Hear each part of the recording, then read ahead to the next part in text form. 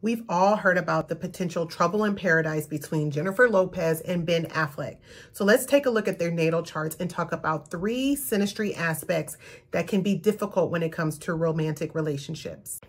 Number 1, difficult aspects to Saturn and a personal planet like the sun, the moon, Mercury, Venus. And in this case, Ben's Saturn is in Gemini, and it's exactly conjunct by degree. Conjunct planets are when they're sitting next to each other to JLo's Venus in Gemini. So Saturn is really good for making relationships stick. It can be good for longevity and keeping people together, but it doesn't always mean that it's a pleasant situation. So with Ben's Saturn on JLo's Venus, he can potentially feel heavy, overwhelming to JLo in her lighthearted, playful Gemini Venus energy. Venus is about love and pleasure, and Saturn can feel a little bit like a dad at times. And so she might feel restricted by Ben in layman's terms. To add to this, JLo's Saturn in Taurus sits across or opposes Ben's moon in Scorpio. Now, the moon is all about emotions, how we need to be nurtured and cared for. And the moon in Scorpios are very intense. And JLo also has a Scorpio moon. But when Saturn opposes the moon, one person's Saturn opposes another person's moon, they might feel the weight and the responsibility of that person. So Ben may feel a sobering heaviness from JLo at times that can affect how he needs to be nurtured in his feelings and his emotions. Speaking of the moon, number 2 is challenging sun-moon aspects. Now, the sun is all about our identity and how we want to express ourselves. The moon, again, is about emotions.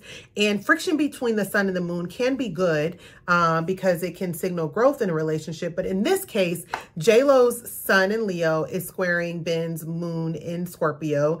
And Ben's moon in Scorpio is squaring JLo's sun in Leo. Now, a square in astrology is a tension aspect of 90 degrees, and squares, again, they give growth. But Ben and Jen have a double sun-moon square. So they're dealing with them on 2 levels.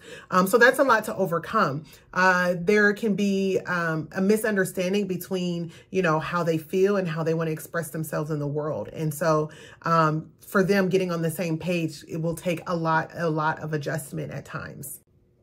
And number 3 is challenging aspects between Mars and personal planets being Sun, Moon, Venus, Mercury, and Mars itself. So in this case, Ben's Mars in Virgo squares, again, a square aspect is a tension aspect, squares JLo's Mars in Sagittarius. And they're both mutable signs. Virgo is more about being detail oriented and a little bit nitpicky. And, that Sagittarius Mars for JLo is, very freedom seeking. She's fiery, she's passionate. And so Mars, when they have squares to each other in a relationship, that is a battle of will. So when they're not on the same page, it's who's going to win out the battle. And I have a feeling that JLo a lot of the times gets her way just by being, fiery and passionate, because that Sagittarius Mars is can be very assertive and aggressive. Whereas Ben's Mars might be a little bit more analytical. Now, this is really good for sexual passion and excitement. But when they're at odds, it can be a big friction point in the relationship.